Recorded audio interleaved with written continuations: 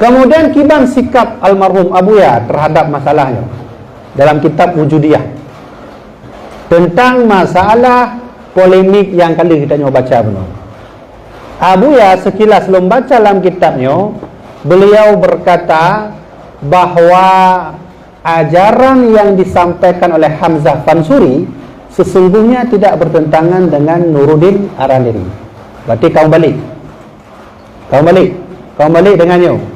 Pekan Abuya pegah menang secara pribadi. Betul? Menya Syekh Nuruddin Araniri nak urung tanyong Abu kiban Hamzah Fansuri menurut drone pribadi boleh,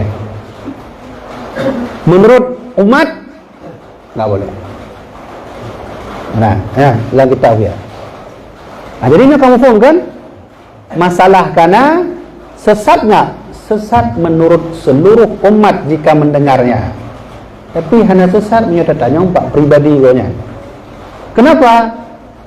Syekh Nuruddin Araniri mengakui bahwa Hamzah Fansuri nyan ke tingkat wali paling tinggi. Maka haba Hamzah Fansuri hanya mufumle oleh orang awam. Secara pribadi Syekh Nuruddin Araniri mengatakan nyan betul. Betul bah Hamzah Fansuri dengan Allah kawih.